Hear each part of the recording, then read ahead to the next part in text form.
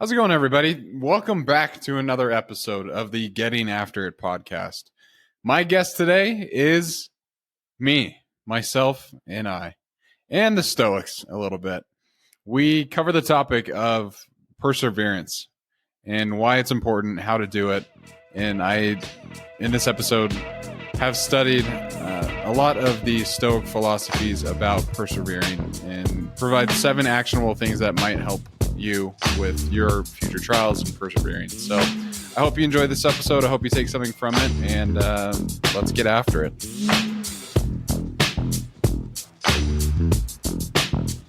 We are all faced with adversity, and is no respecter of persons. There are going to be times in your life that you will be tested to what you think are your limits. I found that not to be the case. During what I think are my hardest times, they always eventually end. The stories I tell myself of I can't do this, or this is the hardest thing I've done, tend to be false. I've learned through studying the Stoics that they had an interesting way to look at adversity and challenges. Instead of shying away from them, every challenge or trial that they faced was an opportunity to prove themselves and to show up when it was most difficult to do. The Stoics not only wrote about how to persevere, they used Stoicism to persevere in the face of plagues, exiles, imprisonment, and wars. Perseverance should be viewed as enduring hardships while maintaining moral integrity.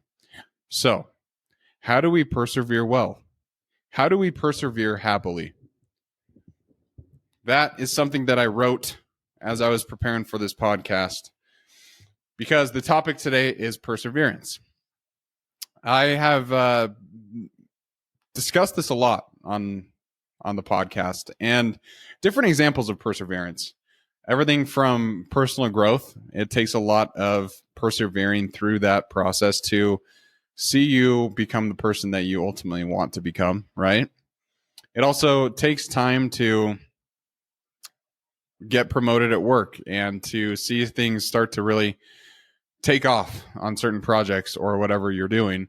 With relationships, persevering through the hard times to get to, the bliss that comes with relationships. And then physical challenge. Physical challenge is probably the most easily relatable one to discuss when we talk about perseverance.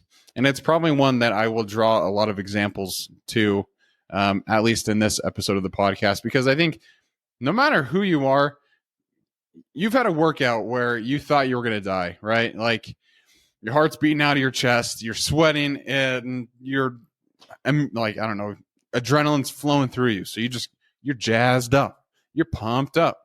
But it's hard to persevere when your body's feeling like that, right? And I've had my fair share of experiences, especially as I have trained for multiple races and doing things like that. But perseverance is one thing that tells a lot about who you are as a person, in my opinion. Persevering through hardships, through trials, and trying to find the silver lining in everything is a talent.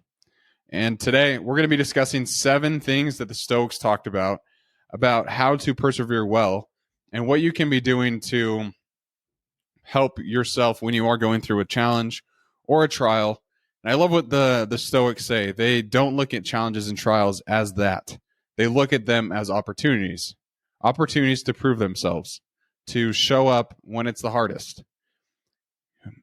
The modern day Stoic that I think about a lot, who discusses probably perseverance to the best degree possible, is David Goggins. He gets a lot of crap. He really does. People are like, he's too intense. He is way over the top. This guy's going to kill himself. There's no way his joints are going to survive another couple of years. He's going to be on crutches. All this. While that might be true, you cannot argue with me that he is not an admirable person to look at in terms of perseverance. He knows what it takes. If you've listened to any of his stories, he talks about when he ran the Badwater race, which is 135 miles in the desert on just middle of the summer. It's in the desert midday. Like, Badwater is literal hell. Like, it's so hot. Okay, so I'm painting that picture for you. And while David Goggins was training for this race, he had broken feet while he's training. Okay. And so he's going to show up to race day with these broken feet because he's not giving himself time to heal. So he still has this injury. And he shows up and he runs the entire 135 miles for the Badwater race. I can't remember what he placed, but he talks about how if you look at his feet when he's running across the finish line, you see all this black tape that's kind of flopping around. And that black tape was holding his ankle together and pretty much giving it stability, right?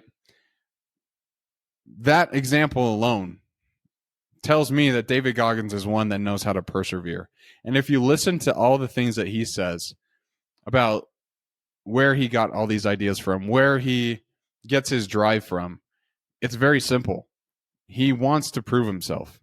And he looks at all these things that he does as opportunities to do just that. And so that would probably be my first tip. It's not one of the 7 that we're going to discuss, but look at the challenges that you face. Look at these trials in your life as opportunities to prove who you are as a person. Opportunities to dig down deep, take all the lessons your parents taught you, all the lessons your mentors passed on, use them and get stronger through this trial. Because you can do it. If you're getting after it, by all means, you can do it. And I know I say that and it sounds like, oh yeah, everyone can do it, right? It sounds like it's almost a self-help mantra. That's not the case.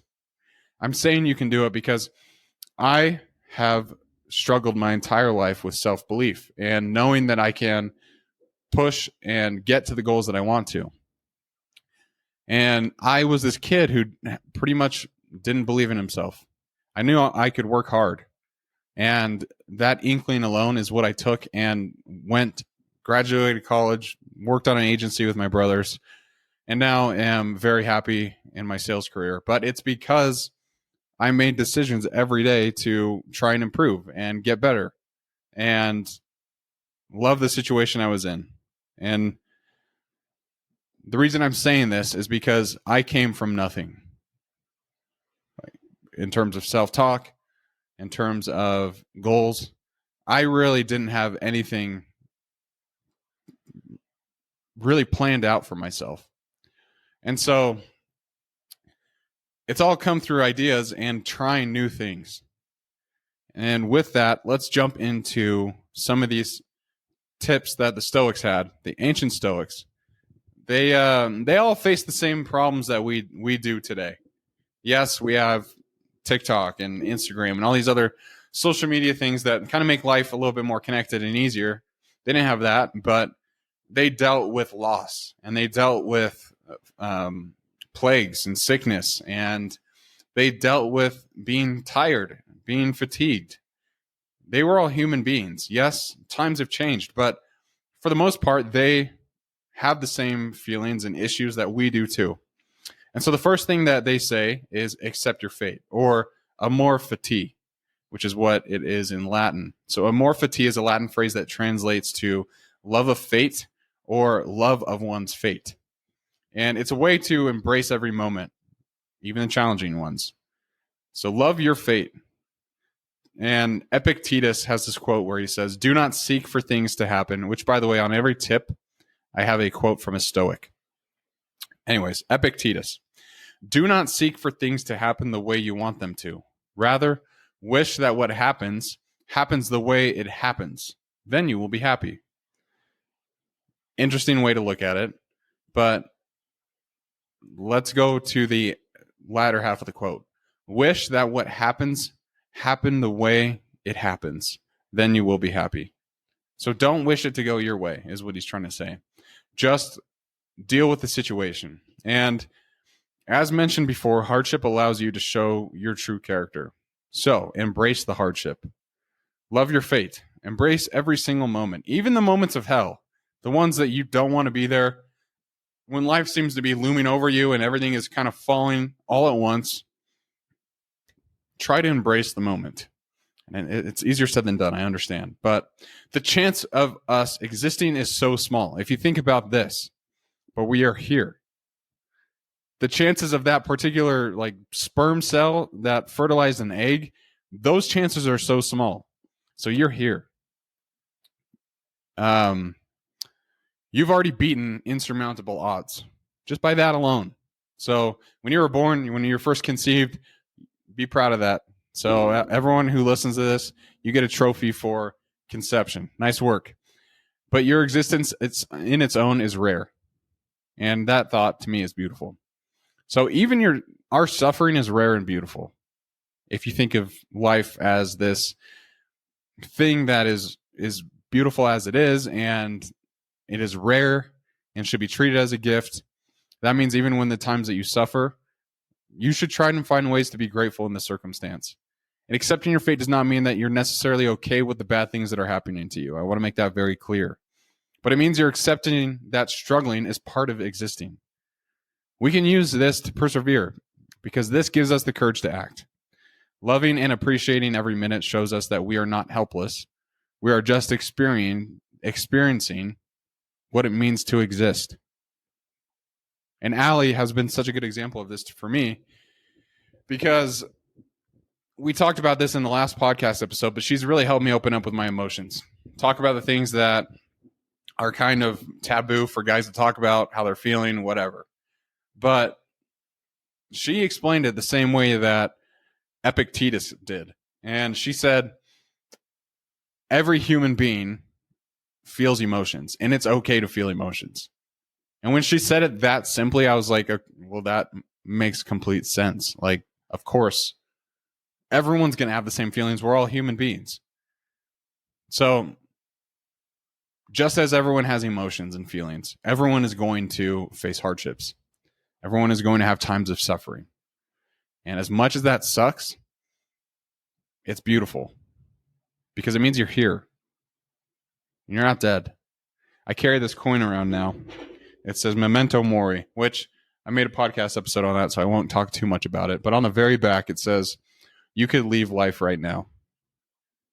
Because life is so fragile. It's so precious that even when we're suffering, we should try to find ways to be happy. Now, the second thing that the Stoics say are don't complain. Because complaining weakens resilience and it takes your focus off of enduring. If you're complaining, you've already lost the battle. Marcus Aurelius says this: everything that happens is either endurable or not. If it's endurable, then endure it. Stop complaining. If it's unendurable, then stop complaining. Your destruction will mean its end as well. Just remember, you can endure anything your mind can make endurable by treating it as in your interest to do so. In your interest or in your nature. Mic drop from Marcus Aurelius. I love what he says at the beginning. It's kind of funny. Everything that happens is either endurable or not. If it's endurable, then endure it. Stop complaining. If it's unendurable, then stop complaining. Your destruction will mean its end as well. So obviously that's a little bit, that's a morbid thought a little bit, but he makes a good point. Like, if you can see a path to get through this challenge, this trial, this situation, then don't complain and just wait it out and do your best to maintain your positivity and your optimism. We'll talk a little bit about that further down in this episode, but don't complain. Either you persevere or you don't. Regardless, complaining does not necessarily tip the odds in your favor. Yes, like I mentioned earlier, you do feel emotions. Yes, it's important to confide in people. Use them as support systems around you. But do not tell yourself you will fail, because once you do that, you will. Do not tell anyone else that you will fail. Don't tell anyone that is this specific struggle will be the end of you. Don't mention that. Complaining, in fact, makes it harder to endure. And like I said, I'll be leaning into fitness a little bit in this episode.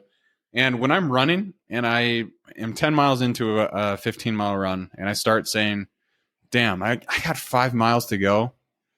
Man, that sucks. Then it gets harder to stay on the treadmill or in the run because I've already thought about the end.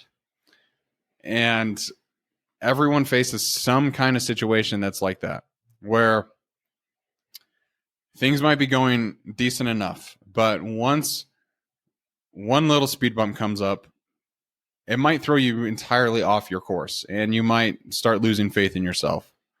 But do not complain. If you allow yourself to complain, you're defeating yourself. You may be able to get through something by complaining, but that will not leave your good nature intact. To exercise virtue in the face of adversity, we must have control over our own minds, which again, shout out to David Goggins, because he is such a good example of having control over someone's mind. That dude is unbreakable. He's not going to be able to stop. I actually think, so his first book's called Can't Hurt Me, and his second book is called Never Finished. So he already hasn't learned how to control his mind. But there's power in controlling your mind. And so instead of complaining, try to find something to be positive about. And tip number 3 is realize that it's not the end of the world. I'm going to give you some perspective on loss and suffering. Bringing back Epictetus, here's what he says. Never say of anything, I have lost it, but I have returned it. Is your child dead? It is returned. Is your estate taken away? Well, and is not that likewise returned? But he who took it away is a bad man. What difference is it to you who the giver assigns to take it back? What he's saying there, it took me a while to understand this quote, but the way that you speak about your situation will determine how you get out of it and the strength you're able to maintain through the situation itself. The difficulty will end. And on top of that, you will end. You will die. Memento mori. But the point that Epictetus is trying to make is we can only control our response to what happens to us. And it might feel like it's the end of the world to us, but really is it? Ask yourself, am I that important to where if I don't finish my 15-mile run and I only get 10 miles in, is the world going to end? No. You control your response to that. If your goal is 15 and you only got 10, then you say, hey, where did I go wrong? How can I improve for next time? I got this. Like, keep it that simple. Think about how you respond to adversity. Think about how you have historically been when hardships come up. Are you one to typically freak out? Or can you rely on other people during that time? Can you build your support group? Can you read or journal to figure out your thoughts? Like, it's not the end of the world. There are things that you can be doing to get through the situation. And that's what Epictetus is trying to say, is that the difficulty will end. But the way that it will end faster or sooner is how you frame it in your mind. We suffer more in our minds than in reality. That's from Seneca. But now, along with that, the next point, number 4, is don't just sit there and take it. Don't be idle in this situation either, because perseverance requires action and not passivity. Do not be passive during this whole experience. Seneca, who I just quoted, says this: putting things off is the biggest waste of life. It snatches away each day as it comes and denies us the present by promising the future. The greatest obstacle to living is expectancy, which hangs upon tomorrow and loses today. You are arranging what lies in fortune's control and abandoning what lies in yours. What are you looking at? To what goal are you straining? The whole future lies in uncertainty, so live immediately. Seneca. Live immediately. Act. Take action. The greatest obstacle to living is expectancy, which hangs upon tomorrow and loses today. Seneca is telling us that time is limited on earth. We are not going to be here forever. And like I mentioned, memento mori, like you can leave the world at any moment. So how are you going to live today? And don't just sit there and take it. Because working towards ending your suffering allows you to start regaining some control in your life. Persevering is active. It's not passive. We don't persevere by shutting down until it's over. We persevere by responding rationally to our hardships. We persevere by determining the most virtuous course of action. So you need to persevere immediately. Just like Seneca is saying, live immediately, persevere immediately. Like, what can you be doing to make the situation better? And that might take some time. That might mean you sitting and journaling your thoughts, being present with yourself so you can start thinking through some of these things, and then see where that takes you. But if you think that you're going to get through your trial just by sitting there, curling up under the sheets in your bed and being comfortable, that's not the point of trials. It's an opportunity to prove yourself. And if you're proving yourself by curling up under the blankets, then maybe you're not cut out for the goals that you have for yourself. Maybe you need to reevaluate those. And that kind of ties into the next point, which is demand better. Always demand better. Actively work towards improvement and self-betterment. Now, sorry, I need to drink my Coke. My throat was getting a little dry. Coke Zero, of course, guys. Come on. Don't be crazy. But actively working towards improvement and self-betterment is the entire purpose of this podcast, for me at least. Doing this forces me to improve and to better myself. And it's been a blessing, honestly. I've learned a lot. But the point of me trying to get that across is that it's taken a long time to get there. And I've had to actively work towards that improvement. If I go ahead and go back to my early episodes of the podcast and just listen to some of the terrible early recordings that I made, they're so bad. I have this weird voice that I do where I'm like, hey guys, I kind of sound like Mickey Mouse. Well, welcome back to Getting After It. It's kind of like that. It's just so high pitched and over the top. But I've had to improve the podcast quite a bit. I've had to slow down when I speak. Try to get rid of filler words if I can. That's been one of the hardest challenges. Improve my vocabulary. Study as much as I can so I can produce good content and allow you all to learn something from it. And Epictetus has a good way to look and think about self-improvement. He says, how long are you going to wait before you demand the best for yourself? And in no instance bypass the discriminations of reason. You have been given the principles that you ought to endorse you, and you have endorsed them. What kind of teacher, then, are you still waiting for in order to refer your self-improvement to him? You are no longer a boy, but a full-grown man. If you are careless and lazy now and keep putting things off and always deferring the day after which you will attend to yourself, you will not notice that you are making no progress, but you will live and die as someone quite ordinary. That's a fear of mine right there. Dying as someone who is quite ordinary. But why is that? Why do some people die ordinary and other people die with a great legacy behind them? Well, it's simple. Because Epictetus says, if you are careless and lazy now and keep putting things off and always deferring the day after which you will attend to yourself, you will not notice that you are making no progress. And let me break that down into our language nowadays.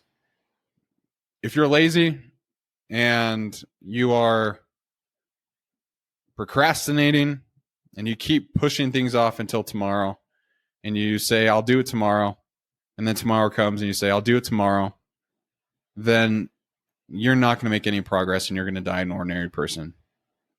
So just as we need to persevere immediately and live immediately, we need to actively work towards improvement and self-betterment immediately. It's that simple. Because our life is short and we don't know when we are going to be killed off, I guess you could say. You don't know when we're going to die. It's a better way to say it. None of us know when we're going to die. And that should be enough fuel to the fire to make procrastination not even an option. You should not even think about procrastinating. I do it sometimes, not going to lie. But I do know how much more I could get done if I didn't. And how much more I could improve myself. But when we are struggling, we may want to give up on ourselves too. We might settle. We might get used to things being okay and giving up striving for even more, right? Trying to push yourself more.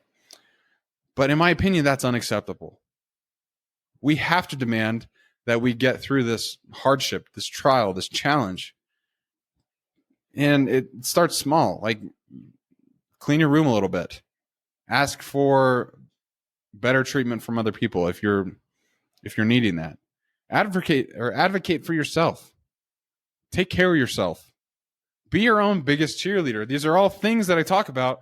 And shout out to the Stoics because it all aligns with their teachings as well. And we cannot get used to suffering. That's going to happen.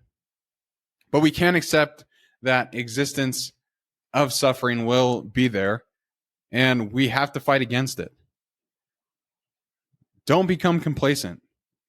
And the reason why I'm talking about working towards improvement and self-betterment is because when you do that, when you try to become a better person and push yourself and learn and grow, then when other challenges and hardships come up, you'll be able to manage them with even more grace than you have today.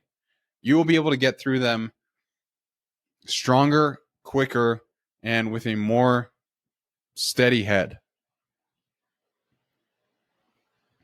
Now, the next point, stop torturing yourself. Stop torturing yourself.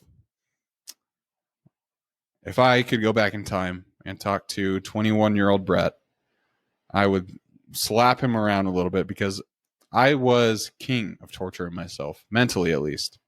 I was so mean to myself.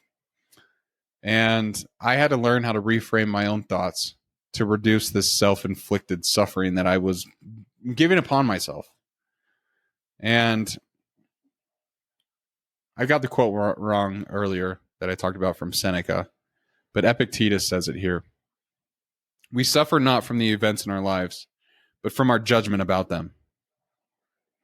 And instead of saying I lost my job because I'm lazy and stupid, you can say I lost my job because I did not meet the requirements for it.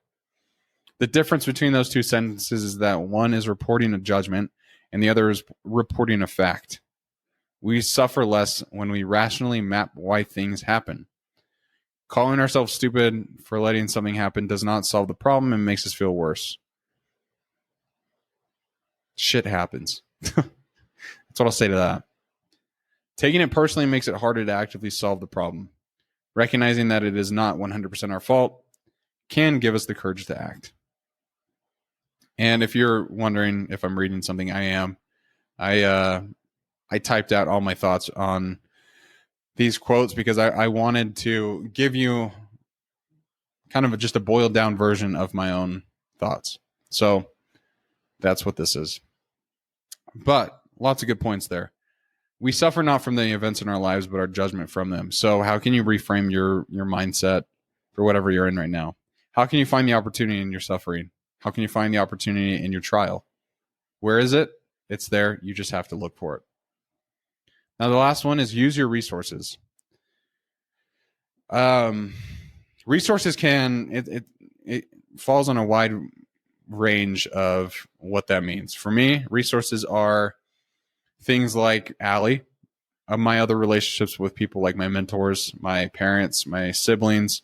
I use them a lot in my support system when the time is necessary. Like when I need to tap them in and say, "Hey, Allie, I need just some extra support today. It's been a hard one." But use your resources. And that could also be going to the gym. For me, going to the gym and just having an hour or two of doing nothing but exercise, moving my body, it just strains out all the stress and anxiety. And I hear Joe Rogan say this all the time, but if someone could put it in a pill, like that feeling you get after you go to the gym, that's amazing. Like everyone would take that pill. And to that same point, it's interesting to me that something like going to the gym for an hour or two has such a massive benefit on your mental health for the rest of the day, or just helping you in the situation that you're currently in. I don't know why anyone wouldn't want to do that. Like an hour of your day for a changed mindset. Who doesn't have an hour? Stop looking at TikTok. Go lift some damn weight. Like, it's that easy. Like, Nick Bear always says, if it's important to you, you will make time. And same here. Like, if it's important to you, you will make time. And if going to the gym is important, you will find a way to make it happen in your life. So, anyways, there's this quote from Epictetus that says this: prudent people look beyond the incident itself and seek to form the habit of putting it to good use. On the occasion of an accidental event, don't just react in a haphazard fashion. Remember to turn inward and ask what resources you have for dealing with it. Dig deeply. You possess strengths you might not realize you have. Find the right one and use it. Man, I feel like Epictetus and I would really get along back in the day. Because this one, using your resources, and what he says about remember to turn inward and ask what resources you have for dealing with it. Dig deeply. You possess strengths you might not realize you have. Find the right one and use it. That pretty much sums up the concept from Tim that's you can do hard things.